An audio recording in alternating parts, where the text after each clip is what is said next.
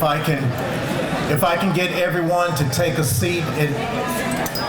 It looks like we're going to have to put more chairs out, and so if I could get everyone to take a seat, and then we can put some more chairs out.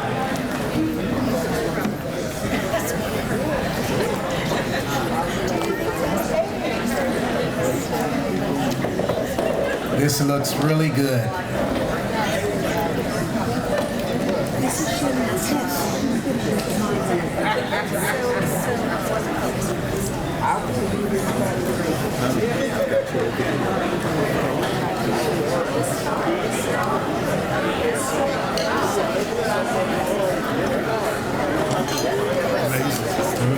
It is.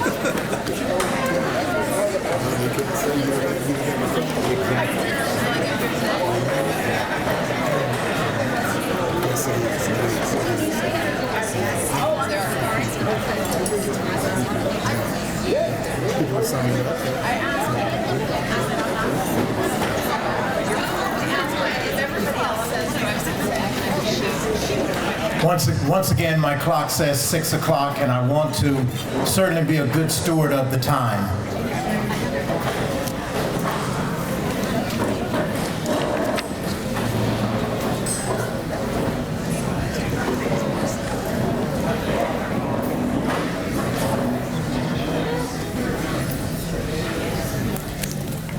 We could move as fast as we can to get a seat. I want to use these next 90 minutes as productive as possible. So it's just fitting for me to say thank you all for being here tonight, and take a moment, if you would, to look around the room and see what a mixture, what a diverse group we have. And what that says to me is this is Springfield. Put your hands together.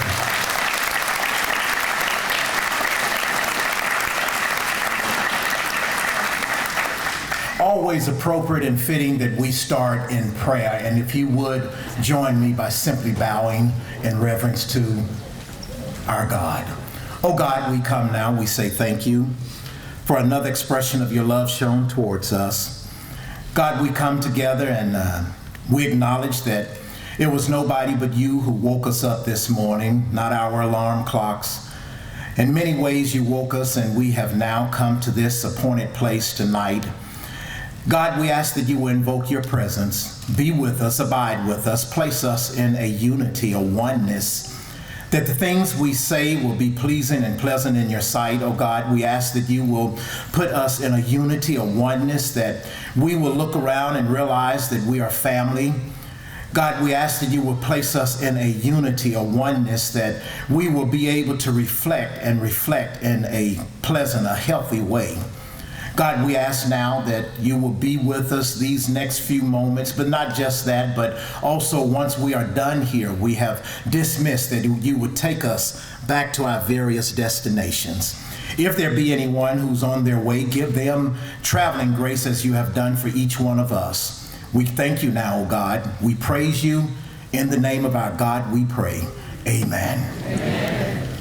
I want to certainly take this moment to recognize all of the elected officials. Would you stand? We had you to sign in, but now would you please stand?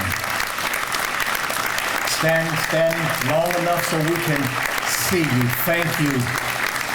Thank you so much for serving our community. We are doing something great here today. In fact, what we have done in this gymnasium, whether you know it or not, as it relates to the 1908 race riots, we have brought together the White House and Capitol Hill. Oh, that's.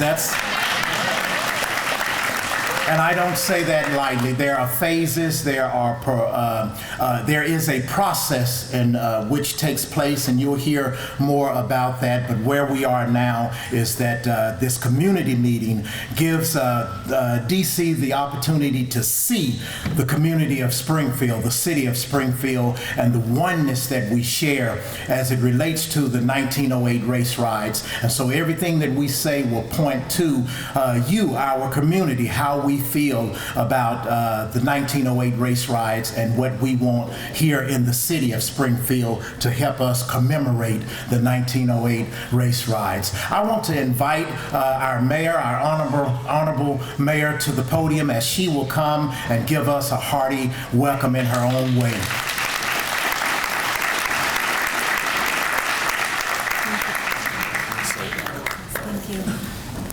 Good evening, everyone. Hopefully you can hear me. Thank you all for being here today, and we all need to give a round of applause to Pastor McJunkins for opening up his parish to us.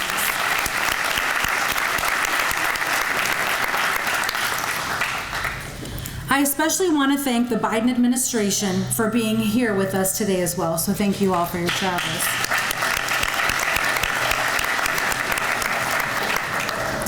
Today, our group of dignitaries from Washington got to see the site for the monument firsthand. Now we gather just a few blocks away from that site, a site that will remind all of us about one of the most horrific events in the history of Springfield.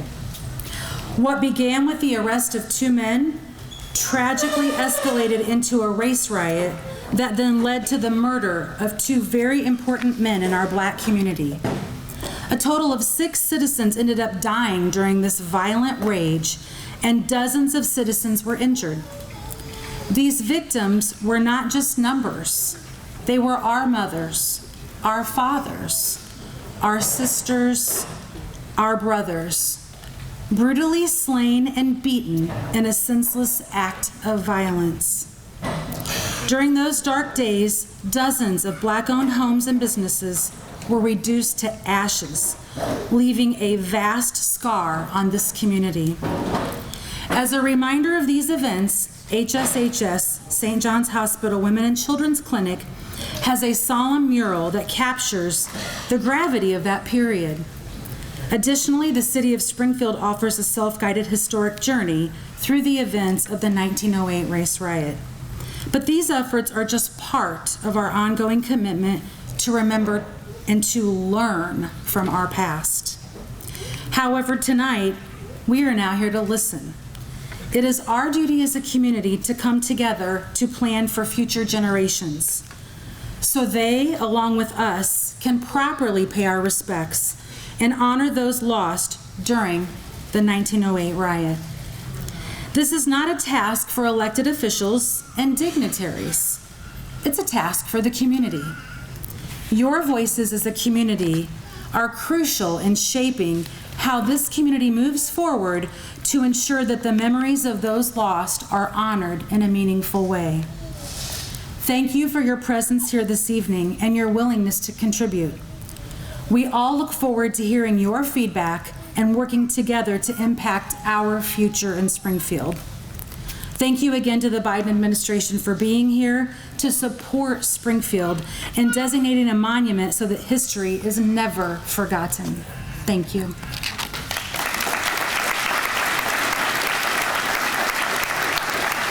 Thank you, Mayor Busher. On the Senate side, Senator Tammy Duckworth has done some great work with this 1908 race riot as it relates to penning a bill.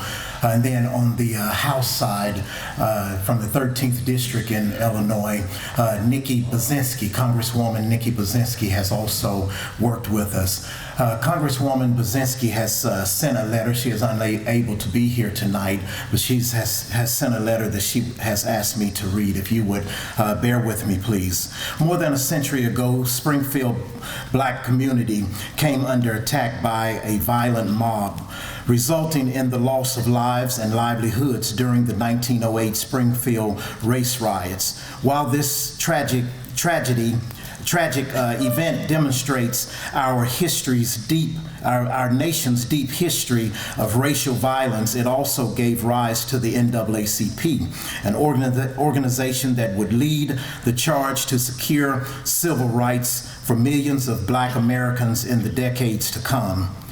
It's time that we recognize the site that this event the site of this event as a national monument to honor those who were killed and to recognize the significant impact this tragedy has on our nation. I'm so thankful to the chair of the White House Council of Environmental Quality, Brenda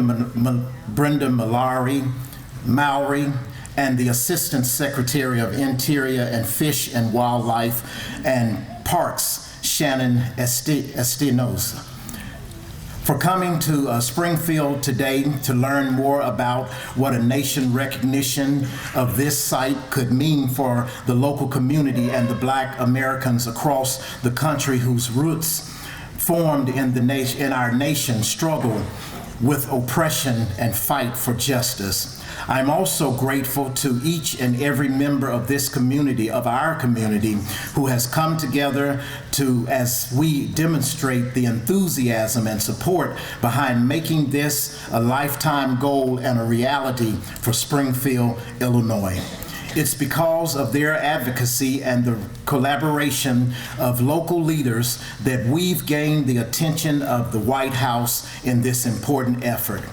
Finally, I'm hopeful that the input provided by our community today will send a clear message to President Biden and emphasize what I and members of Illinois congressional delegation wrote to him in December, that the site of the 1908 Springfield race riot deserves the national recognition he can provide through the Antiquities Act. That's from Congresswoman Nikki Boziski's desk. I'm going to now yield the floor as Ken Page comes to lead us and instruct us with introductions. Ken.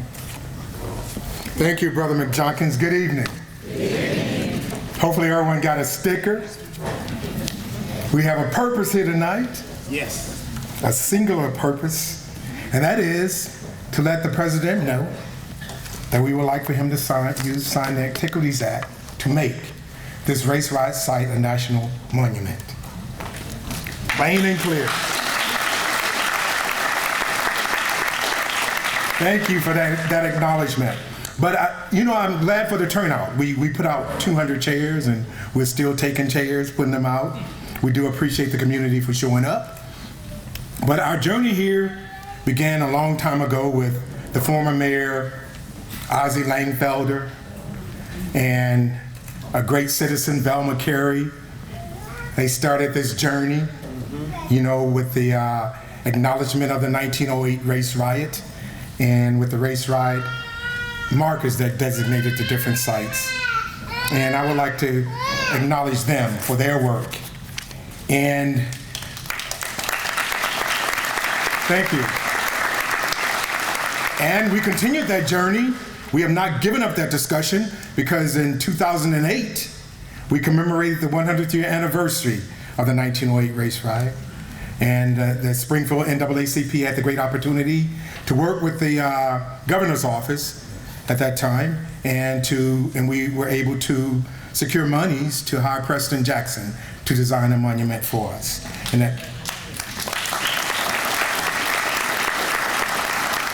that monument now stands and will stand in Union Square Park across from the Presidential Library here in Springfield. We have great partnerships in this city, and I appreciate all of you and your continued support, because this is the first step. The designation is one step. There are steps after that. And it may seem difficult for us, but if we keep pushing forward, we will make it to the finish line. And just to acknowledge some of our supporters that have been supporting us in this effort forever. And I would be remiss if I did not acknowledge one of my predecessors and her work with this project. And that's Teresa Haley and Visions 1908. Thank you, thank you, thank you. And all of the NAACP for their support of this project. HSHS, St. John's has been a tremendous supporter. We've met with them today, and they will continue to support us. and Sierra Club. Sierra Club is a great supporter as well. Fever River Research, we thank you. We thank the Springfield and Central Illinois African American History Museum. The Lincoln Presidential Foundation, you can hold that applause, because they only gave me 2 minutes. But you know how that goes. Once I have the mic, they can't take it from me. And among others, the Prince Hall Masons of Central Lodge Number 3, the original fraternity, black fraternity in this country. And we thank you. And we thank each of you for being here. We thank the elected officials in this city, the aldermen, the alderpersons and their support to us, the mayor and her support to us, and everyone for your support and your continued support to us. And with that said, I don't know who's the timekeeper, but make sure you get your sticker and support this project. And if you have not signed up to speak, I think the list is probably a little bit long now, a couple of pages. So, but I have the pleasure of introducing, and I would like to welcome people to Springfield that are not from Springfield. Yeah. We have some people in Springfield that are not from Springfield. They travel all the way here from DC and the East Coast to be with us today, and we're very happy for that. We're happy that you decided to come here and be with us. It's different.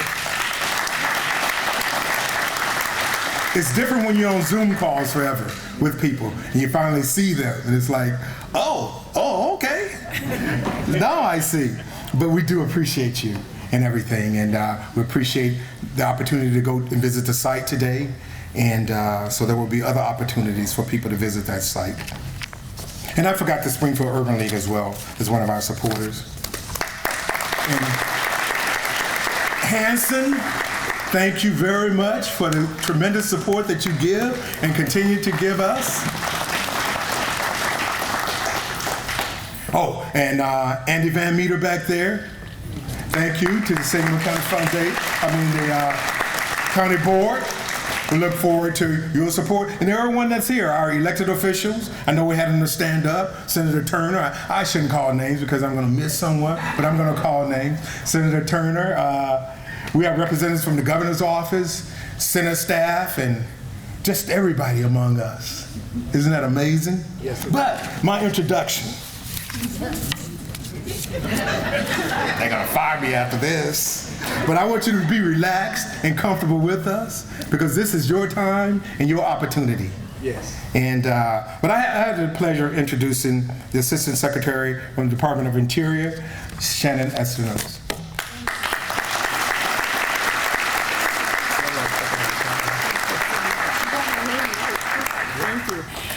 Well, good evening, Springfield.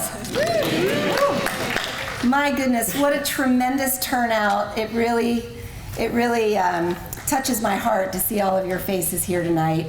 I have enjoyed my beautiful June day. I understand this is classic June weather for you here in Springfield. I'm so grateful for it. We did get to visit the site today. And it's just incredible the amount of community involvement and support. I know we have a number of community leaders in this audience. I do want to, I'm going to make a few remarks and then I'm going to attempt to moderate this event this evening, which means I'm going to be reading all of your handwriting and calling all of your names who have asked to speak. But what I'd like to do is just say right at the outset, I understand the governor's office, Governor Pritzker's office is here, and we have representatives from the congressional delegation. So I'm going to make a few opening remarks, and then I'm going to ask if the governor's office or anyone from the congressional delegation would like to come and open us up from there. So let me introduce myself. My name is Shannon Estenos, and I am the Assistant Secretary of the U.S. Department of the Interior for Fish and Wildlife and Parks. And what that means is that I oversee the U.S. Fish and Wildlife Service and the National Park Service. I like to say that I'm the Assistant Secretary of all the best things. Chair of the White House Council on Environmental Quality, Brenda Mallory, and I are here this evening to hear from you about your vision, this community's vision, to commemorate the horrific, tragic, and historically important events of 1908 here in Springfield, the Springfield Race Riot, and the role specifically that it played in our nation's history. Since day one of the Biden-Harris administration, the Department of the Interior has invested millions in efforts to tell a more complete story of our nation's history, including Black history, including Native American history, because Black history is American history. And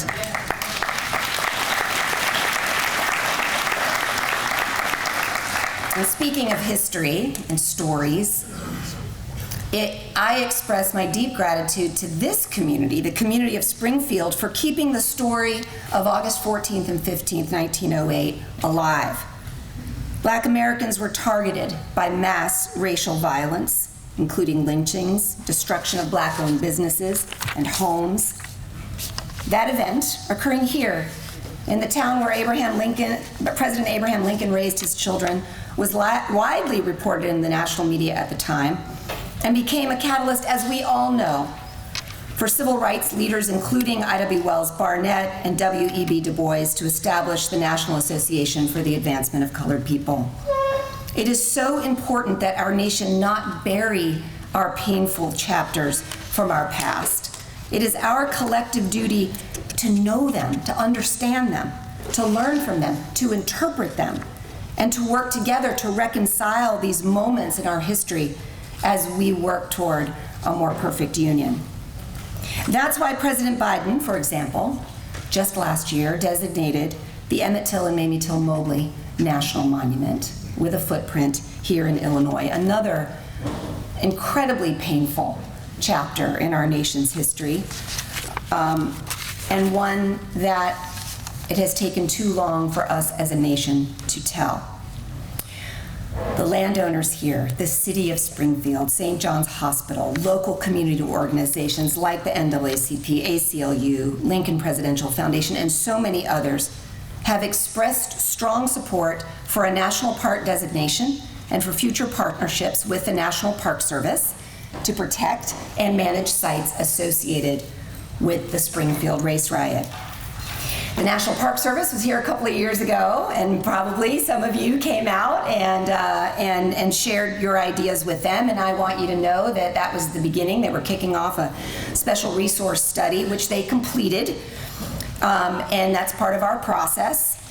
To be eligible for a favorable recommendation as a national park unit, a proposed addition must possess nationally significant natural or cultural resources, has to be a suitable and feasible addition to the national park system, has to require direct National Park Service management, as opposed to, for example, protection by some other public agency or private sector. We were honored by the opportunity to complete that study and evaluate sites for potential inclusion by the National Park Service.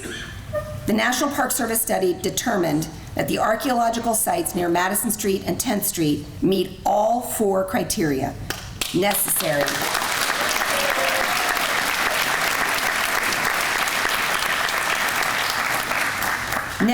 to be eligible for inclusion in the national park system, and that study has indeed been sent to Congress. As we know, there is bipartisan legislation introduced in the U.S. Congress to designate the site as a national monument, and we've said before, I know we have representatives from those offices today. You know, this site is critically important to the history of Springfield. It's critically important to the history of the NAACP. This site is critically important to the history of the United States. I want to thank each and every one of you for keeping this story alive, keeping this history alive, for sending us the messages of support. Reverend, I want to thank you and your parish for hosting us this evening, and for all of you for spending this Monday evening with us. I'm now going to take a moment to introduce Brenda Mallory, and then I'm going to come back to the stage and I'm going to turn the floor over to all of you. So, the Chair of the White House Council on Environmental Quality, please welcome Brenda Mallory. Brenda.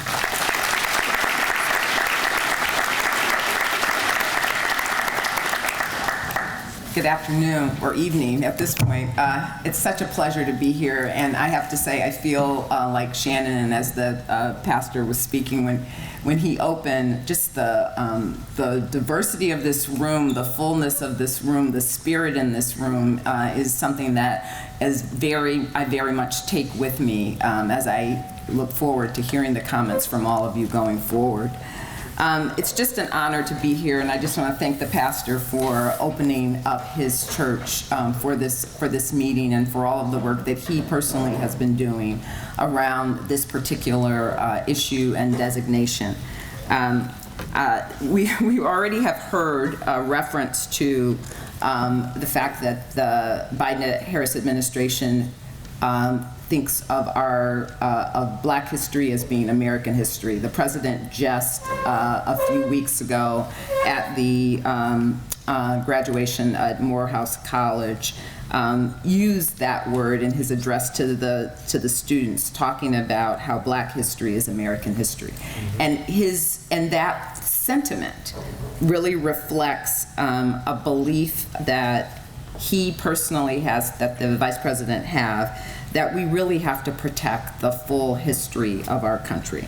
Under President Biden's leadership, the administration is working to protect all sites that tell all of our stories, and to lift up communities that have been left out, and to build upon the work that many of you have been doing and leading for years.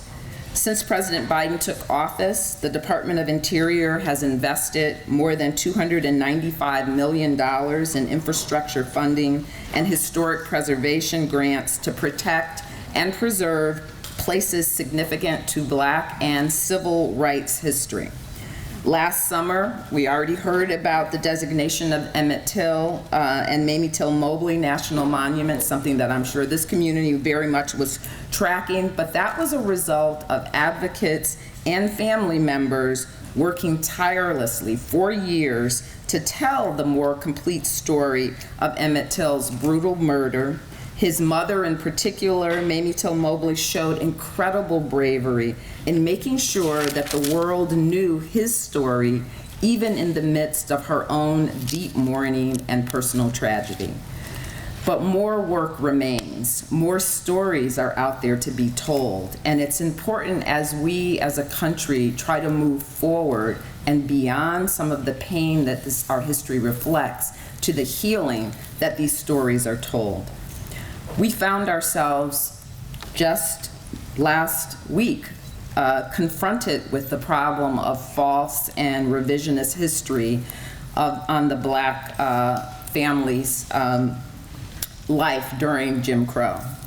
An African-American congressman in Florida thought the life of the Black family during Jim Crow era somehow represented a model for emulation, as if brutal lynchings, voter suppression, employment discrimination, and restrictions on liberty in public spaces were not the controlling conditions in that era.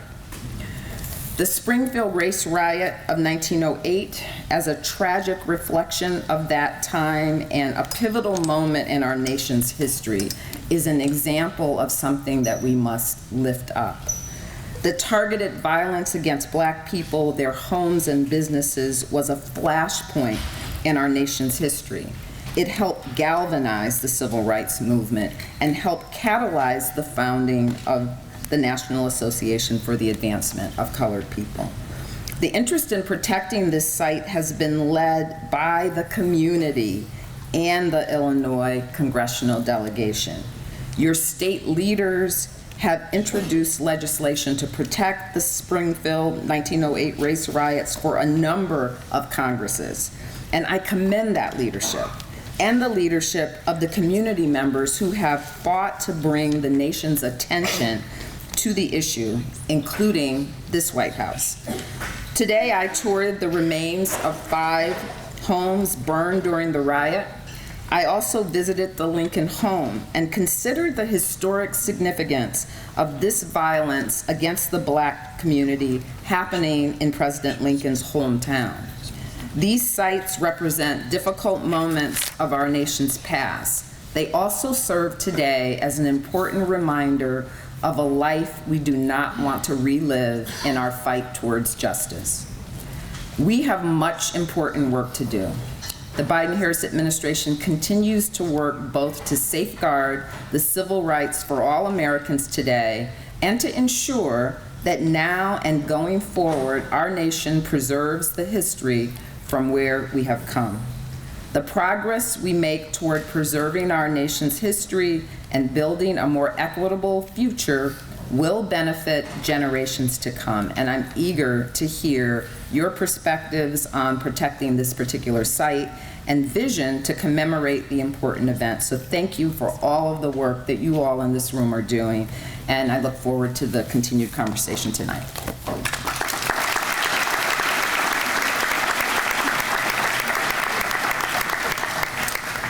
Thank you so much, Chair Mallory. All right, the rest of the night is for you to tell us what you think and feel and hope and dream for Springfield and for this incredible history. All right, so I'd like to just again acknowledge we have a lot of elected officials in the room. I have sign-up sheets here. What I'm going to do is I am going to begin and I'm going to call I'm going to move through the elected officials who are signed up first, and then I'm going to be calling folks in groups of 5. If you'll come and just line up behind the microphone. We're asking that everyone take 2 minutes. We want to hear from everyone. We have quite a number of speakers. Yes, sir. Am I doing something wrong? No, you're good. Oh, is that right? Oh, wonderful. Yes, so that call them up. Yes, absolutely. Yes, absolutely. Okay, I'm sorry. You'll be patient with me, right? Okay. All right. So then what we'll do is I'll call folks up at groups of 5, and we'll move through this as well as we can. All right. So let me begin with. Okay, I'm going to start with Jim Dixon, and I'm going to go with Angela Everett, Angela Foxworth Everett, Jonathan Williams, Tim Krell, and Misty Busher. Yes, sir. Hi, I'm here to speak on behalf of State Representative Sue Shear, who just sent this. She's issued the following statement. I'm glad that so many Central Illinois voices and so many unique experiences and perspectives are part of this important conversation.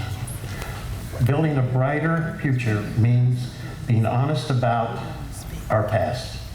We must honor the lives of those lost and recognize the neighborhoods shattered during the riot. I want to thank Congresswoman Budzinski and the federal, state, and local leaders for helping move this conversation forward. Thank you, State Rep Sue Shear.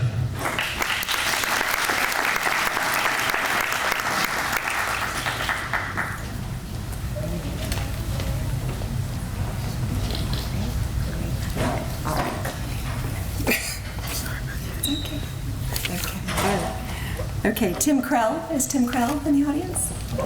Yes, thank you. Good to be here. Can you use the microphone, sir? Well, You'd have to use the microphone. You gotta. thank you. So nice to be here this evening to see this thing go forward, and really appreciate folks coming out from Washington, D.C., but I'm going to yield my time to Chairman Van Meter, if you don't mind. Of course. For the county board. Yes, of course. Thank you. Would the board member like to come on up? Come on up. We're just winging this at this point. Welcome, sir. I'm the chairman of the county board. Tim's a member of the county board. The county board, it's the government obviously for the whole county, but we are strongly in favor of this project. It was a wonderful, horrible, but wonderful discovery when we found it, and we're in full support of this project, and we're here to do whatever we can do to get this project off the ground. Thank you. Wonderful. Thank you, Councilman.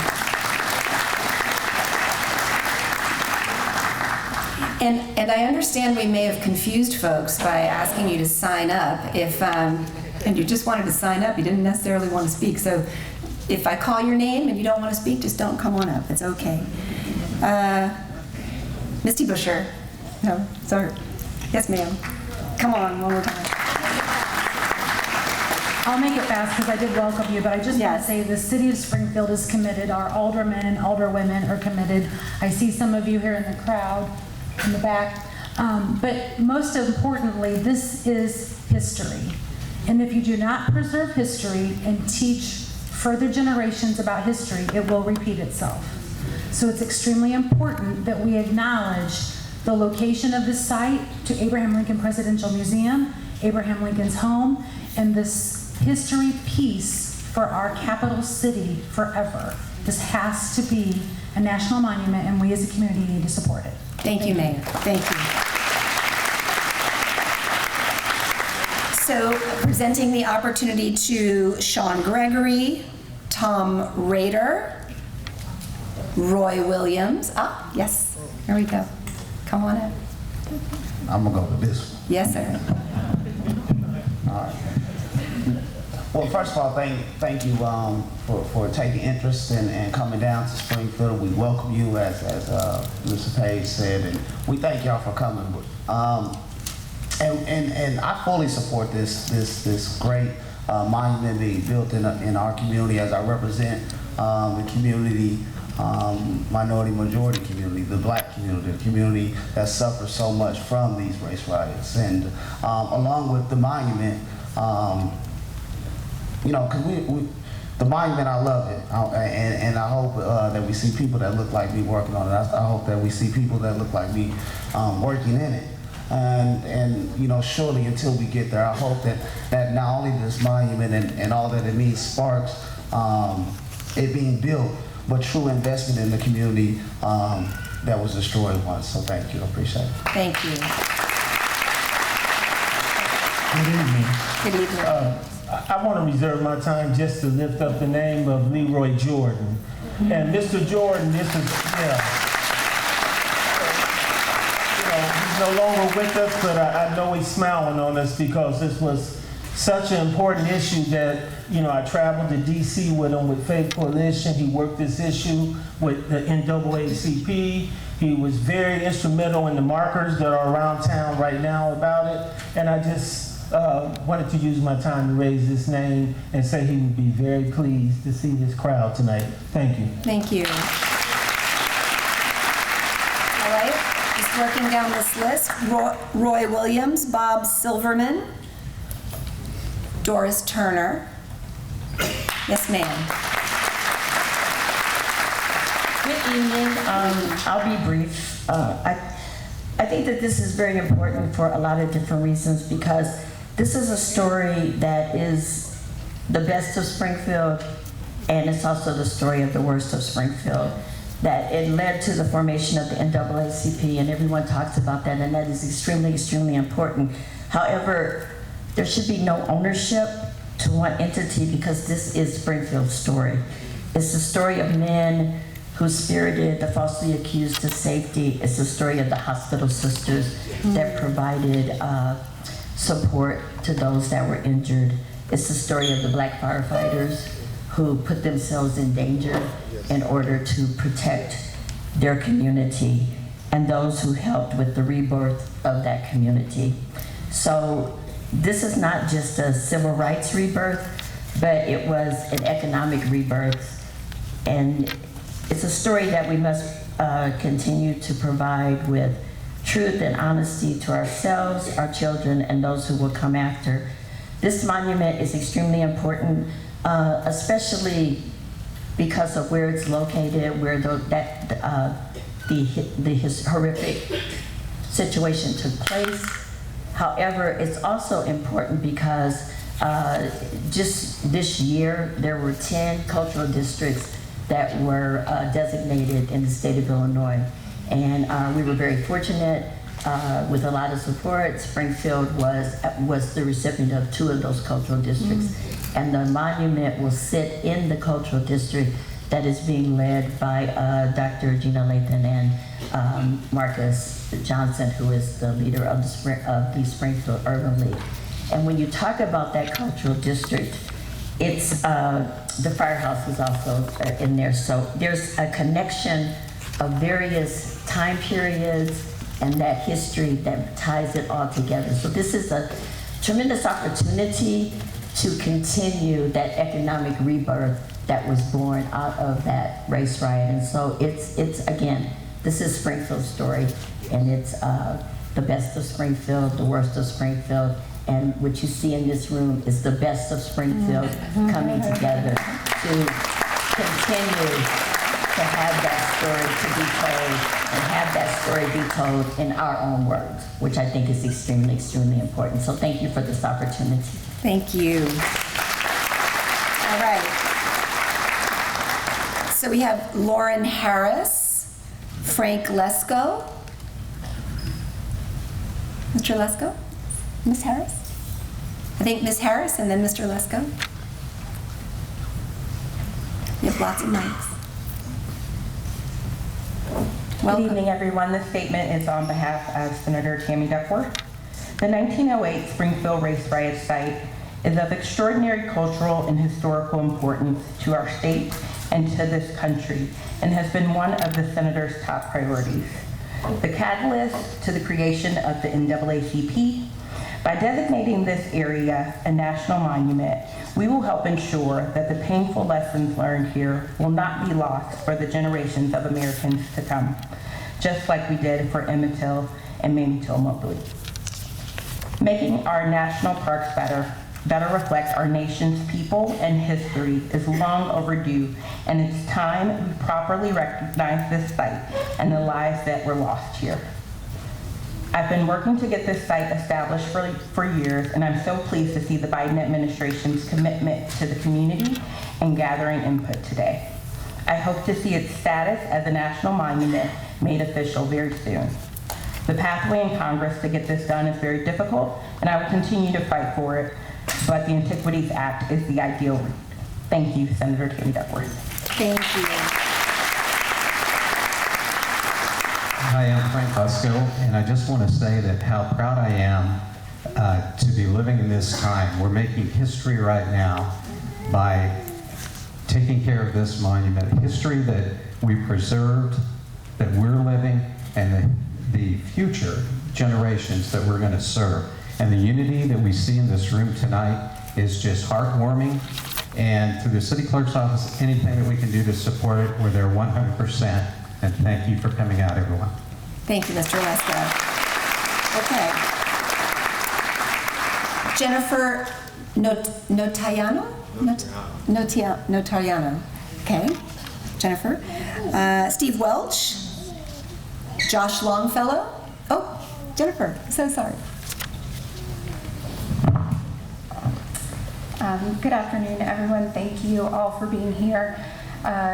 Too many of our leaders want to hide the ugly parts of our history, and as monuments to white supremacy still stand in the South, we desperately need this monument to tell our real history.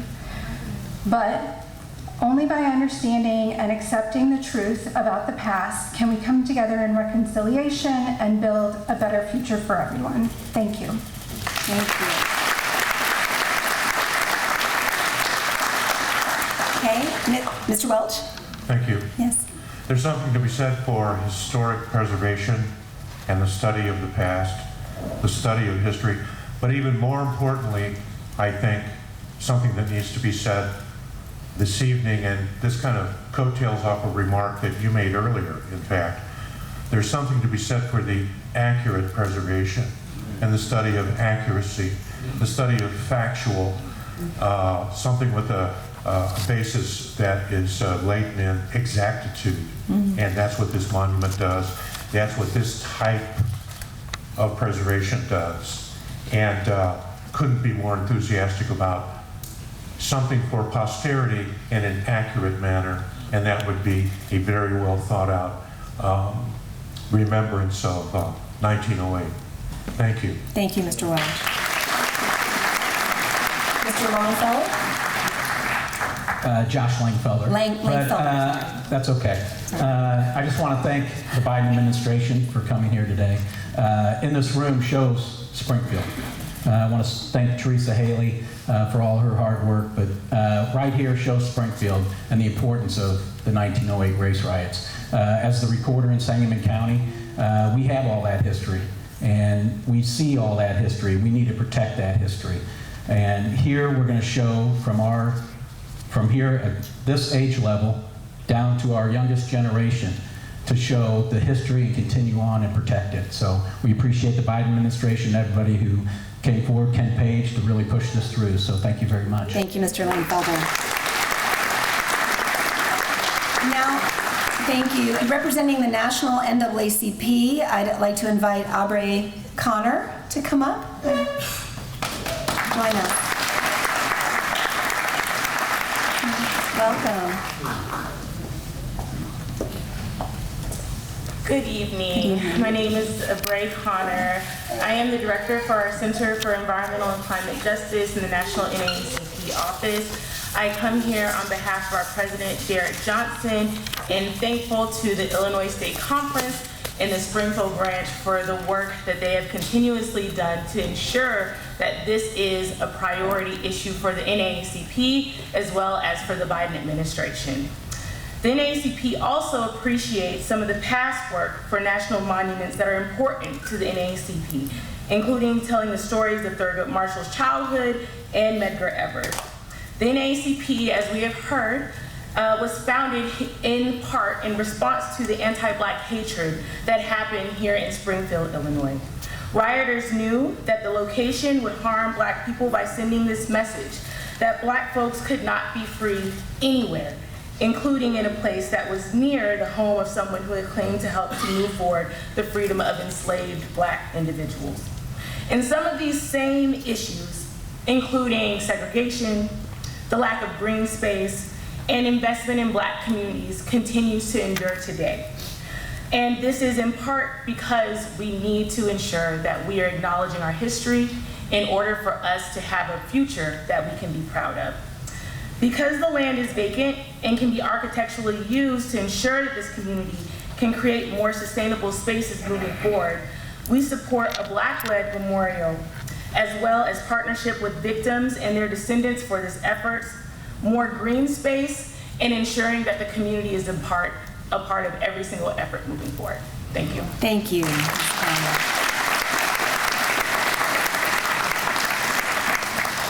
Wonderful. Okay, I'm going to start at the very top of our speaker page, and I'm just going to move down the list. I'm going to call 5 names at a time. If you'll just come and line up at the mics, that would be super helpful. The very first name on the list is Ken Page. It is a... I'm not going to speak. Okay.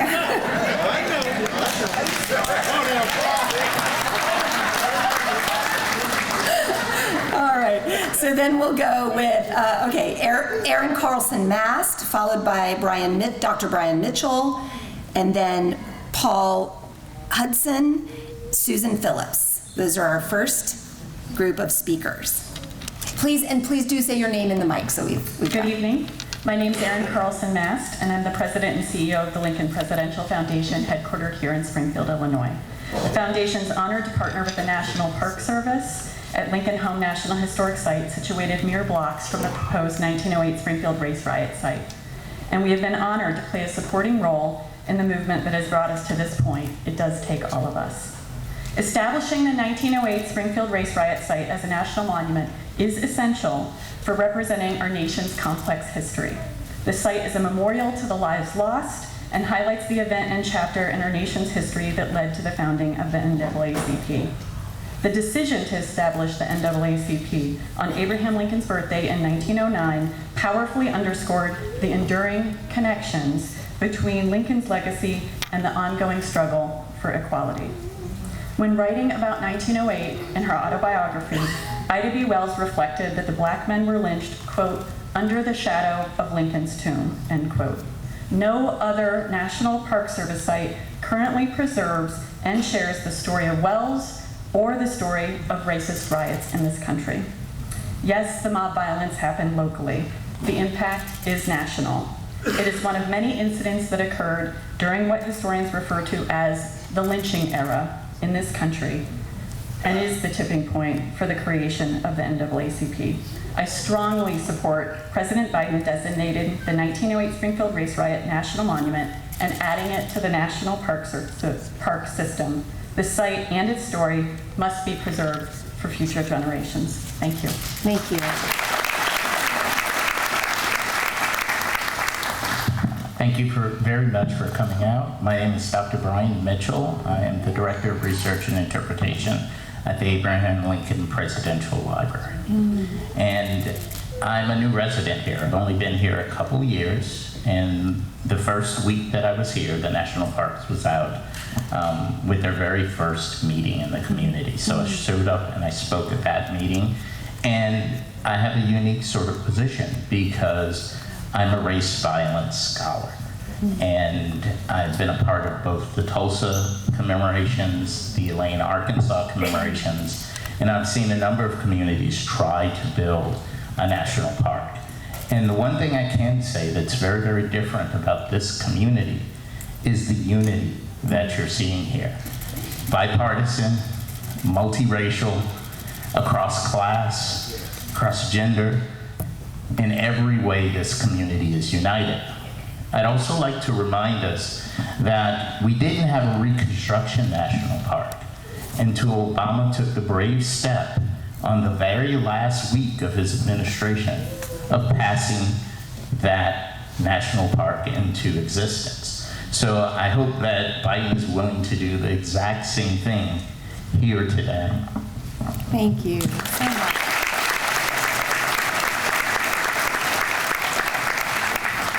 Greetings and salutations to the Biden-Harris administration.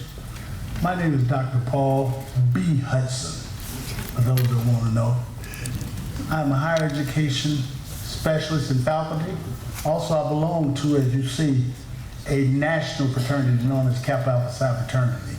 Leroy Jordan was my brother. Okay?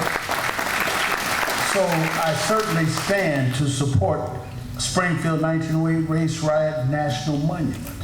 This has significant in enriching this community in the future generations and also establishing the meaning of what there has taken place. And no, I do not support Jim Crow.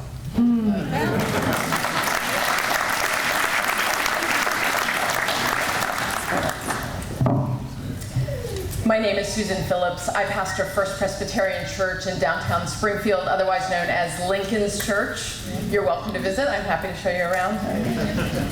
My first deep dive around the 1908 anti-Black race riot was with Dr. Wes McNeese when he shared the pulpit. Yes.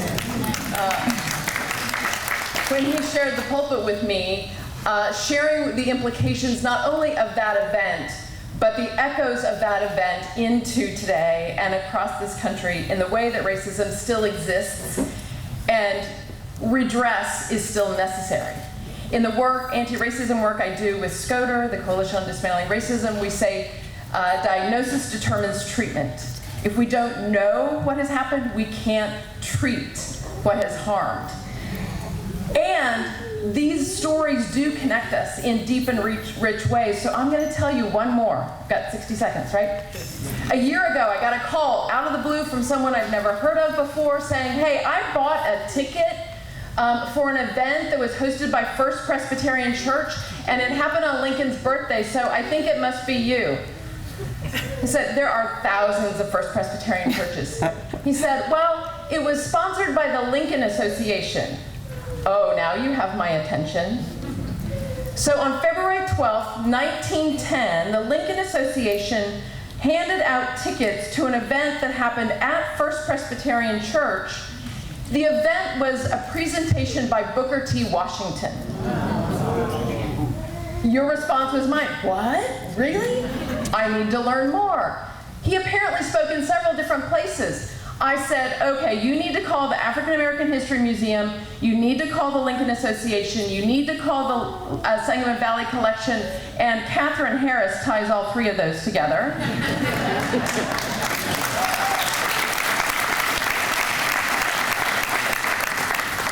sent him the connections. Half an hour later, he calls me back. The Sangamon Valley Collection pulled the newspaper story. Booker T. Washington spoke in several different places 18 months after the violence of this week. He spoke several times around this community. The history of 1908 doesn't stay in 1908. It echoes down to today and will continue. We get to decide how we shape that echo. Here's to unity and equity. Thank you, Pastor. Okay, our next speakers are Sheila Ryan, Dan Mahoney, Anthony Hamilton, Sharina Douglas, Nancy Sage. Hello and welcome. My name is Sheila Ryan, and I am a site interpreter with State Historic Sites of Springfield, which is a department of the Illinois Department of Natural Resources. Since 2021, our department has sponsored walking tours, guided walking tours, based on the 1908 Springfield Race Riot. This was originally developed by my colleague Doris Bailey, who is now with the Illinois State Museum. I don't know if I see Doris here, but many of you know her.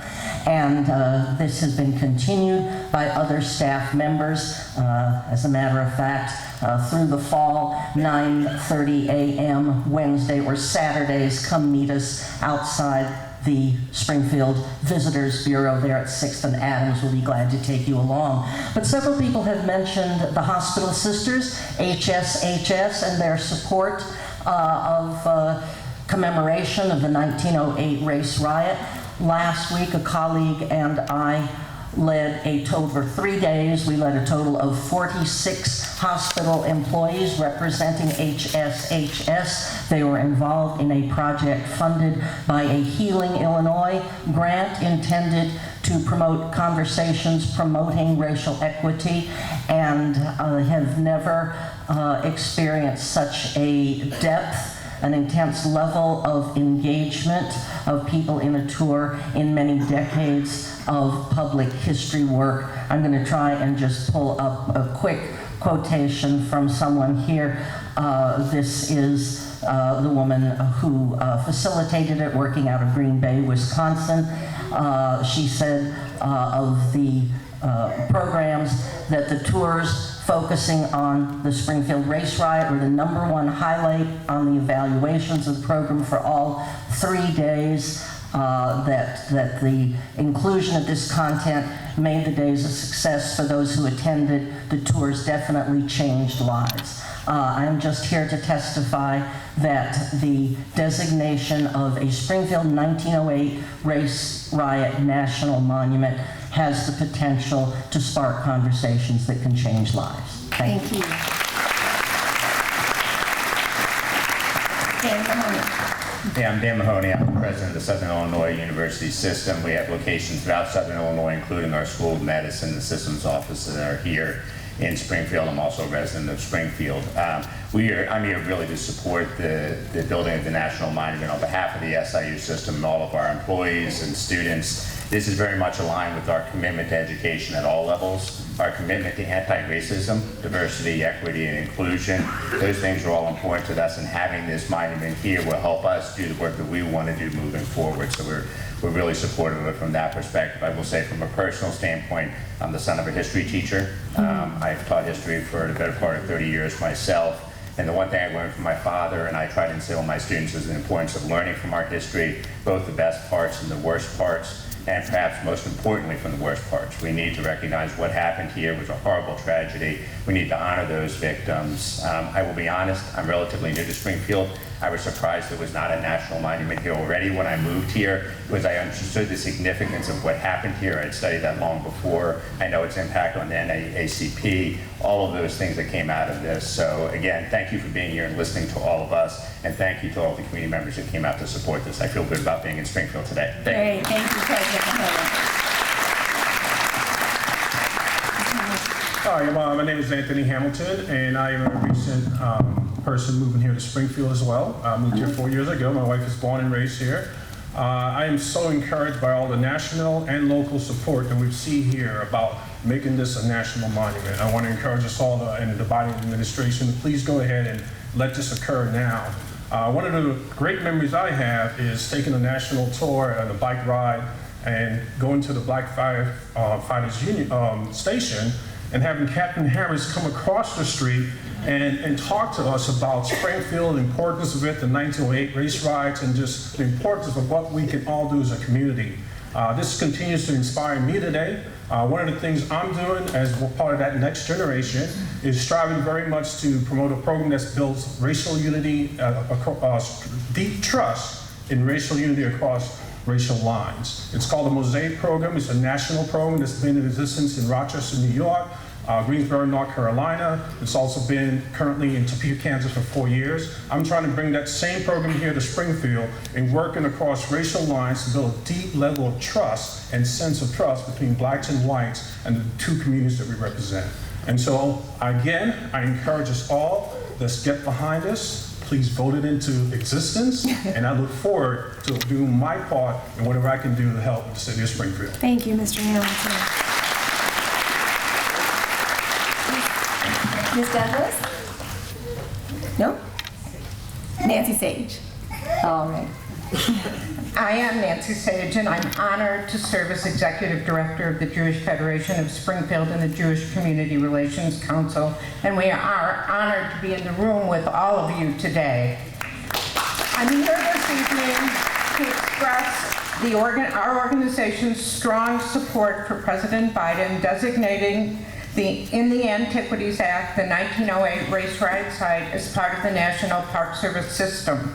The site, as indicated by the Assistant Secretary and by the Park Service's resource study, meets all the criteria for inclusion in the system. The events being commemorated were of national significance. They convey uniquely a sense of tragic and horrific anti-Black violence that was so prevalent at the time. Local Springfield organizations have come forward to express their willingness to partner with the Park Service, and the site should be designated. The horrific 1908 race riot, its terror and the toll that it took culminated in the founding of the NAACP.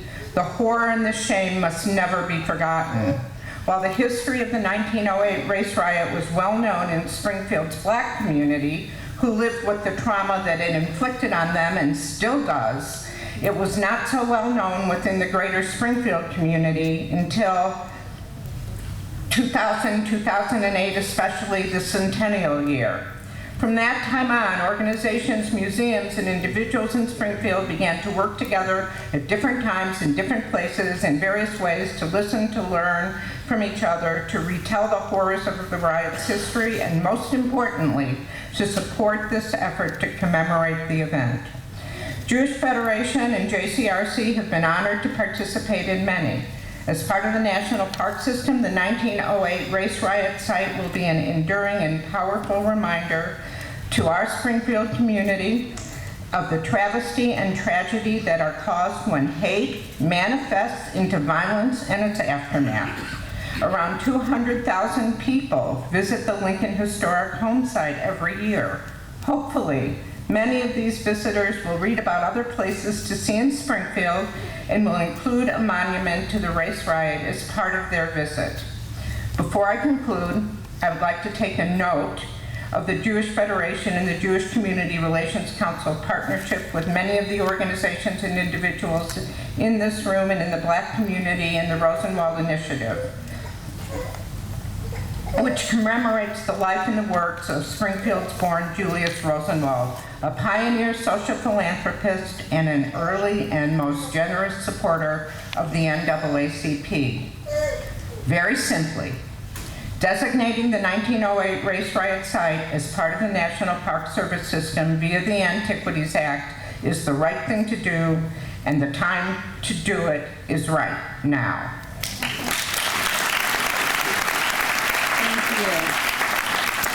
Okay, our next group of speakers, Camille Rodriguez, D.U. Holt, Chris Smith, Michael Moore, Carolyn Farrar, Teresa Haley.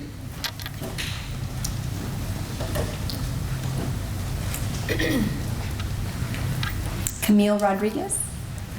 Okay, oh yes, hello. Good to see you again. Good to see you again. Yes. When you're seasoned, you have to put on some glasses. I have 2 pair, just in case I need it. I think I probably have some in my pocket. Thank you. I could echo all the sentiments of gratitude for the federal, state, and local representation here. I'm Camille Rodriguez. I'm representing Hospital Sisters Health System. I'm their system's director of advocacy, and I just have a couple of remarks. I'm going to shorten them because there's just so many people here tonight that have so much to say. Our founding hospital sisters in 1908 cared for victims of the race riot violence at St. John's Hospital, right down the street from the violence, really in the midst of the violence. In fact, today, a Preston Jackson painting sits in the hallway, beautifully displayed, with a mural of the race riot. And it depicts the scene of our sisters caring for victims of the riot, side by side, black and white, in the same hallway, cot by cot, not segregated.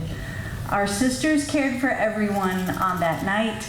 It is a value of ours at HSHS to do the same.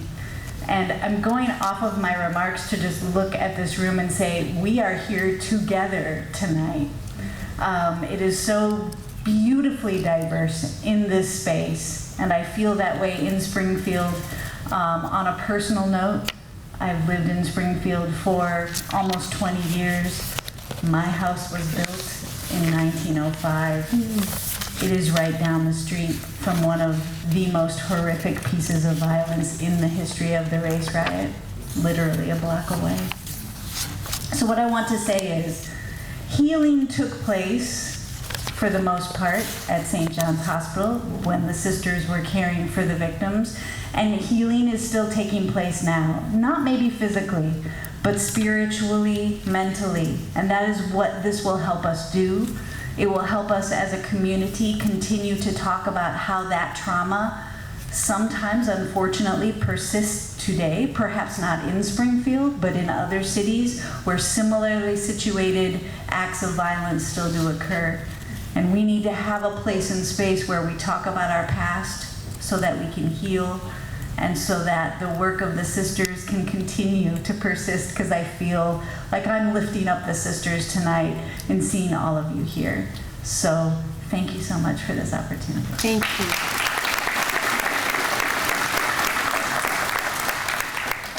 Holt? Mr. Holt? Yes, welcome. My name is Douglas Holt. Douglas Holt, I apologize. The D's part, Okay. Wait till I'm thinking, but here we go. But I had the opportunity to play George Richardson in what's called Painted Red, which was a playwright about the 1908 riot here. In that play, I learned more about the 1908 riot than I did in high school. I mean, and then from there on, from high school, as I became an adult, I learned more about what I learned from high school, Painted Red, simply by listening to the elderly people here. I mean, I'm not originally from Springfield. I've been here for 47 years. And all that I've learned, most that I've learned, wasn't in a book. It wasn't some place where you can go to and say, oh, this is all about, you need to know about 1908 riot. I mean, and in that respect, there is no limit to what we can learn because we don't know all that happened. I mean, there's no one here that's present at that time. And in order to make that a reality, we have to have this type of event as well as this monument for not only just for us, but for the people who are going to be coming after us. So my interest more than anything is bringing out the hidden history. I mean, the elderly people here who know the stories, there are vacant lots all over the place, in particular in Ennis Park, that have stories to tell from houses that used to be there that nobody seemed to know at some point at one time. Nobody knew who lived there or used to live there. And it all goes back to 1908. There's still some vacant lots that was burned down, torn down that I know of, that a house hasn't been built on in I don't know how long. So with that in mind, we need to continue our history, not just in what we put in books, but letting the houses tell their stories, letting the elderly people tell their stories, and anybody else that can fill in the gap that we have no idea of what to answer those many questions to hopefully come to some kind of, I can't say conclusion because it's never ending. Thank you. Chris Smith, followed by Michael Moore. Hi, I'm Chris Smith. I'm the husband of Debbie Smith, who's also here tonight. And both of us wanted to express our wholehearted support of the Springfield 1908 Race Riot National Monument. Debbie and I are Springfield natives. We're a product of the Springfield public school system. And in many ways, we got an excellent education. But there was a glaring omission when it came to the 1908 Springfield Race Riot. I got all the way through Springfield public schools, and I never learned about it. I didn't learn about it until decades later. And it's important to know that in the town of Abraham Lincoln, decades later, that kind of thing could happen right here in the North, in the hometown of Abraham Lincoln. And it's been said earlier, those who forget the mistakes of the past are doomed to repeat them. And it's important for us as a nation to recognize that those hatreds still exist and that we must speak out against them. Thank you. Thank you. Michael Moore. Mr. Moore, welcome. First, give him honor, God. Thank you for letting me speak. My name is Michael Moore. I'm a resident of Springfield, Illinois. I strongly support President Biden's designating the 1908 Race Riot National Monument. I want to see the site permanently added to the National Park System because of our new transportation hub, which will soon be opening. This is where the Amtrak trains, the Greyhound buses, the cabs, Uber will be arriving and departing from. So the riders waiting or on their departure or upon their arrival could visit this site, which would be only a block away. They could also visit the Lincoln Depot, which is also a block away, which is already a national historical site. The two would coexist and be close. Thank you. Thank you, Mr. Moore. Carolyn Farrar, followed by Teresa Haley. Ms. Farrar. Good afternoon, I guess good evening. Yes, good evening. And thank you to the Biden-Harris administration for sending you out to meet with us. I'm Carolyn Farrar, past president of the African American History Museum and current board member. And in 2008, the Abraham Lincoln Presidential Library and Museum created an exhibit to commemorate the 1908 race riot here in Springfield. It was only up for a short period of time. But the African American History Museum did move that exhibit to our facility, and we have had it on display since that time. And it's been an important piece for us because we've shown it to countless individuals who visited the museum.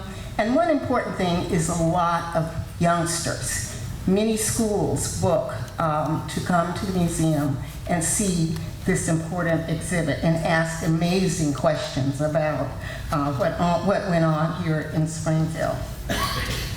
And the exhibit is unique, and it tells the complete story about the 1908 race riot. The African American History Museum building is being renovated. And one of the things that is a highlight of that renovation is building a gallery to house an updated version of this exhibit and to digitize it so it's more open to young people who they don't want to read all the time or see pictures, but they want to punch a few buttons. So we hope we'll have that for them. And we are being funded federally to do this type of work. We are going to focus on 4 things. 1 being race and class. 2nd, lived experiences of the 1908 race riot. And 3rd, persisting patterns and terminology. And 4th, looking at context and changing perceptions and looking at what happened here in Springfield. In doing so, we hope to create an exhibit that will allow the visitors to understand the factors that led to the 1908 race riot, examine the parallel trajectories of the Black perseverance, and hear personal stories of those who experienced the riot to humanize the event. The exhibit will be interactive, so we hope that those visitors will go into the story, but also see how they can translate it for themselves. The African American History Museum, through the updating of the original exhibit entitled Something So Horrible, will provide an understanding for its relevance for today and a permanent home for this important story. So to say the least, we highly support making this a National Historic Site here in Springfield. And I also want to thank my pastor, Reverend Mac Jenkins, for his hard work. Thank you, Ms. Farrar. Teresa Haley. Good evening. This is what diversity looks like. This is really what diversity looks like.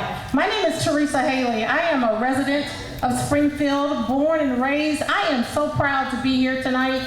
We have taken so many steps since 2014 when the NAACP was the only organization that fought against the high-speed rail, because what it was going to do was further segregate and redline the rest of the community, the Black community, from the medical district. But to be able to come out and to be able to move forward and to see where we are today, this is truly what diversity looks like. And what I want to say is the time is now to take a stand. The time is now to do what you can. The time is now to stand up and fight. The time is now to do what's right. I personally want to thank Valerie and Shannon for coming. We have worked with you all over the years to make this dream a reality. And one person's name who wasn't mentioned tonight, Senator Dick Durbin. Let's give it up for him. Because one thing about Senator Durbin, before everybody else got in office, he was always there and says, Teresa, Ken, everyone else, what is it that you need to move this agenda forward? So we cannot forget people who have been with us all along. Springfield, let's write, let's tell President Biden, Vice President Harris, this is what Springfield looks like, and we deserve the National Monument. 1908 Springfield National Monument. Thank you all for making this a reality.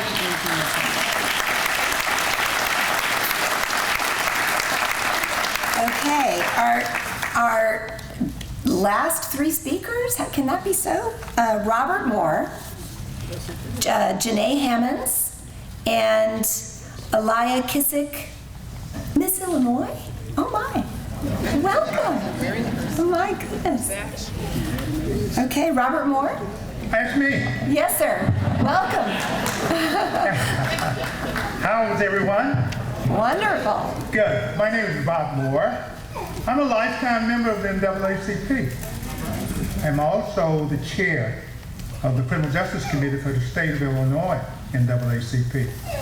And I want to thank my colleague and my good friend, Teresa Haley, for what she has done to educate all of us about what we are here to do tonight.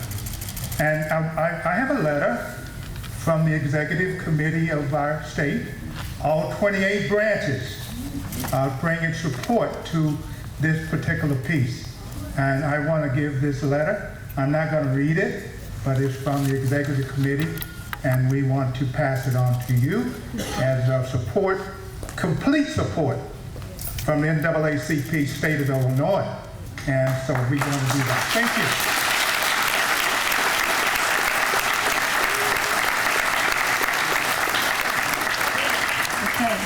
Janae Hammonds. Good evening. Good evening. My name is Janae Hammonds. I'm a lifelong resident of Springfield, Illinois. And with me is my father, who is a 50-year resident of Springfield. In the year 2000, I was a sixth grader at Calvary Academy. In the sixth grade class, we are prompted to do a research project. As a 12-year-old, I had no idea what I wanted to do a research project on. All the good ones were taken. Martin Luther King, Princess Diana, he was passed. Even Abraham Lincoln, he was taken. So, sitting in my living room with my parents, brainstorming, what am I going to do for this project? Because the deadline was coming up. We had to let our teacher know. And my dad looks at me and he says, "How about you do a report on the Springfield Race Riot?" And I look at him and I said, "The Springfield what?" I didn't know. I hadn't been educated on it. So my dad took the opportunity to educate me. I asked him, I was like, "How do you know about this? I've never heard of this." He didn't grow up here. He grew up in Florida. He said when he moved here, Mrs. Alma Carey was one of the first people he met when he was here. And she told him about it. So he decided he was going to pass that on to me. I took it to my teacher, and he looks at me and he said, "I didn't know this existed. I didn't know this happened." And I'm like, "Well, I didn't either." But I shouldn't, because I'm the 12-year-old. So I do the report. I wound up getting the highest grade in the class. Woo-hoo! This is the report. Oh,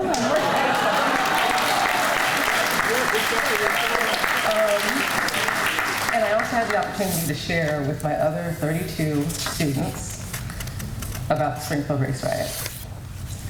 I didn't hear anything about the Springfield Race Riot until a few years later when I was in Miss King's 11th grade history class at Springfield High. She mentioned it then, and looked around the classroom. None of my fellow students had ever heard of the Springfield Race Riot. 2008, I was sitting in my Illinois history class at the University of Illinois in Champaign-Urbana, and my professor asked us, "How many of you grew up in Illinois?" Out of about 200 plus students, half of us raised our hands.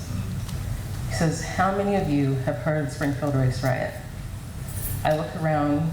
There was maybe 10 of us. That shouldn't happen. If half the class is from Illinois, then at least half the class should have heard about the Springfield Race Riot. So I'm in full support of making this a national monument so that we can continue to share the story that this community has been trying to share for years with the nation. Thank you. Thank you.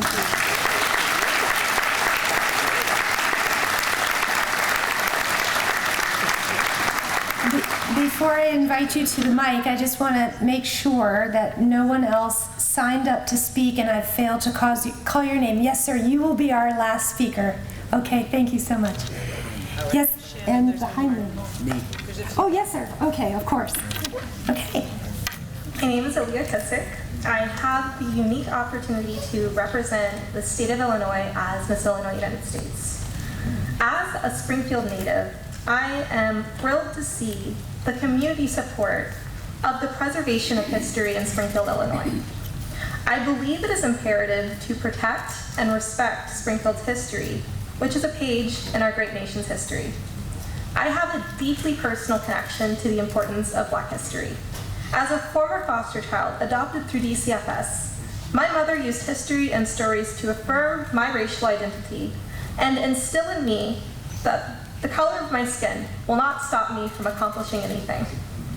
The Springfield Race Riots of 1908 spotlights the destructive nature of racial tensions and the need to remember what happened not even 5 generations ago. By commemorating this tragedy with a national monument, we emphasize a commitment to equality under the law and society. This monumental location serves as a reminder of the dangers of division and the importance of fostering unity and understanding among all Americans, regardless of race.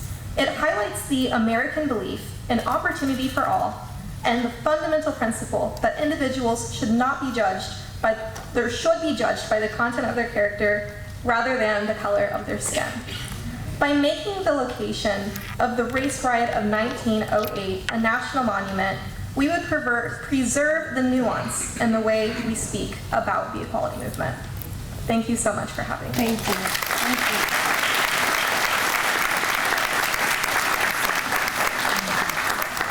And you'll be next. Okay. Okay. Yes, sir. Oh, yes. Okay. Think he's going to have more profound words than I am.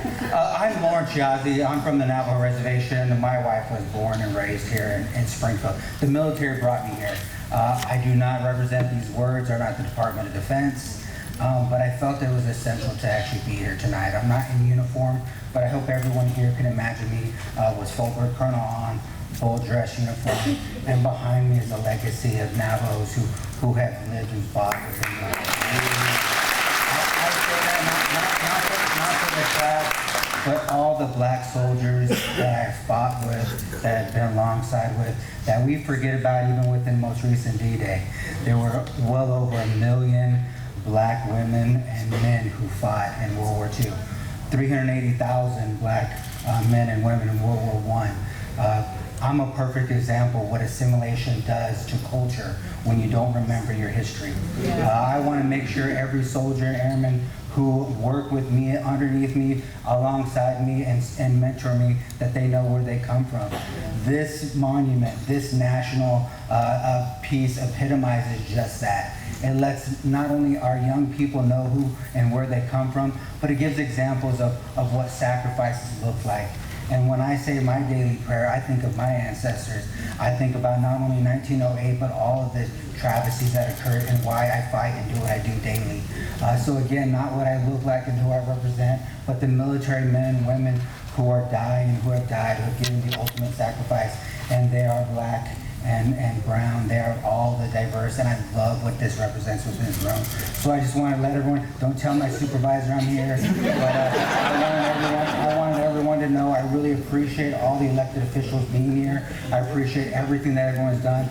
Thank you for doing this. I fully support this, and this must happen. Thank you. Thank you. And thank you for your service. Yes, sir.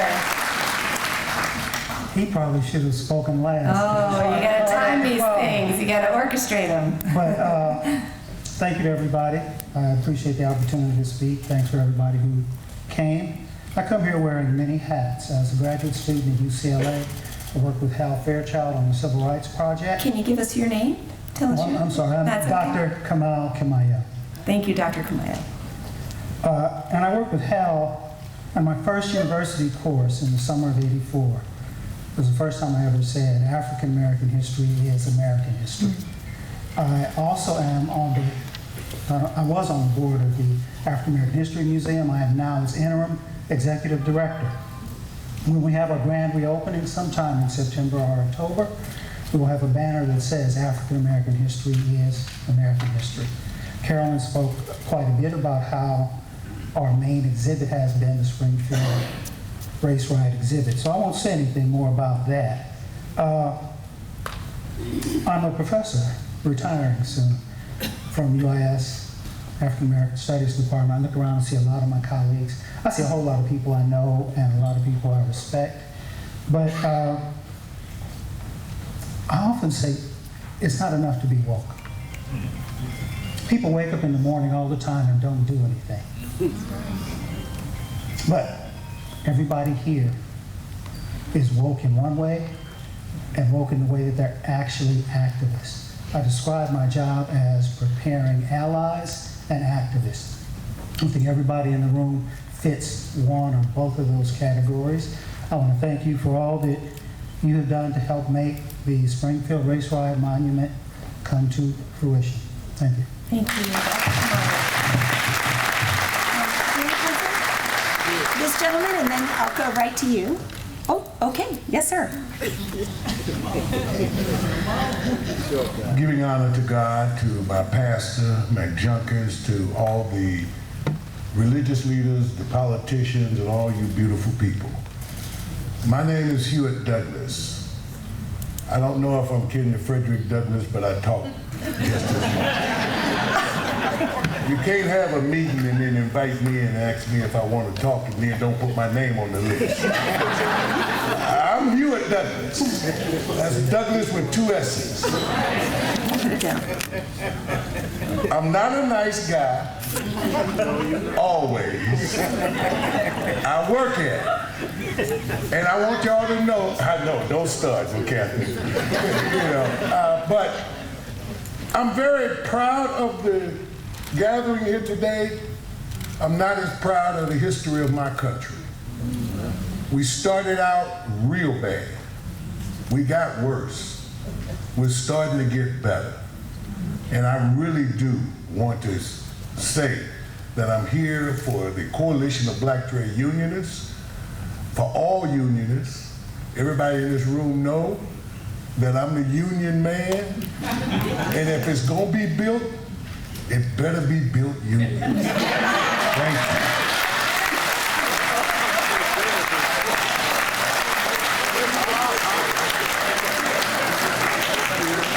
Thank you, Mr. Douglas. Good evening. My name is Winston Senor.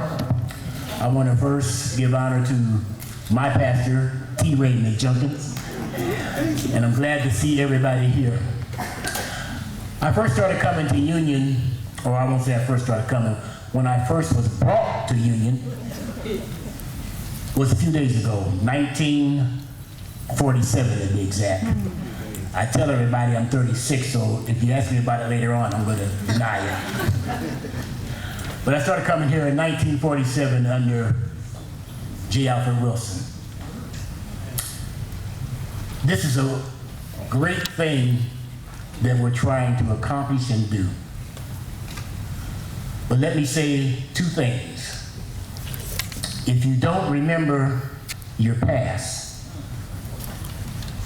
you'll make the same mistakes in the future. And my last statement, from your birth to the hearse, whatever you're going through, it could be worse. Thank you. Thank you. Yes, sir.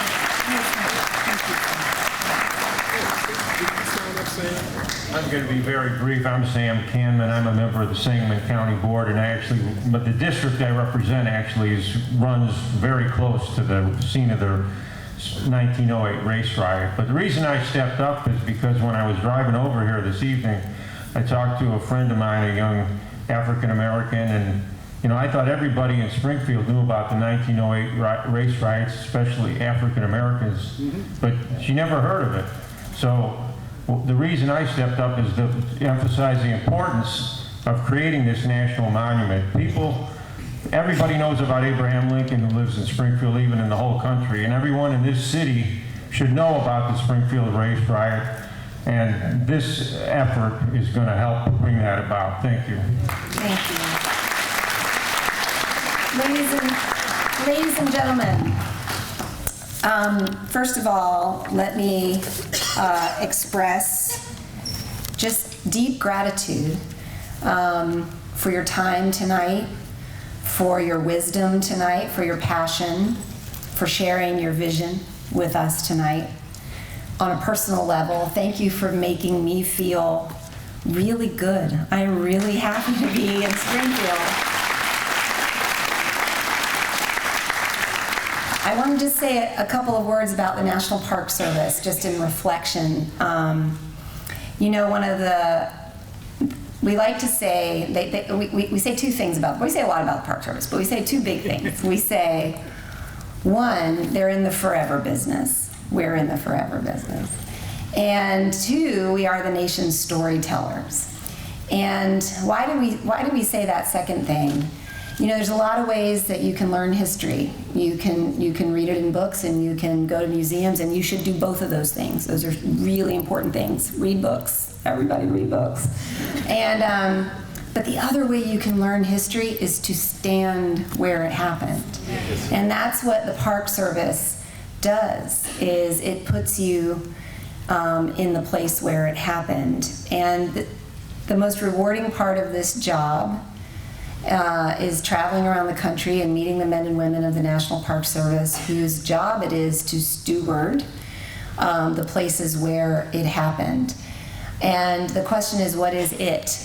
And it is the history of our nation in all of its glory and all of its pain. And that's what I've heard tonight, right? I've heard that you all understand that. I've been to Reconstruction era. I've sat in the sanctuary at 16th Street Baptist in Birmingham. I've walked on the Edmund Pettus Bridge. I've been to the Lorraine Hotel in Memphis, not a national park site, but goodness gracious, if you haven't been there, you gotta go. If you haven't been to these places, please go.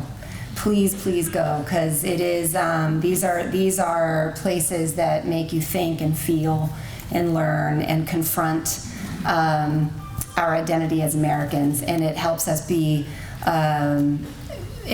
commit to reconciling our history and to moving our nation forward together. So in that spirit, I thank you again for being here. Reverend McJunkins, what a parish you have, sir.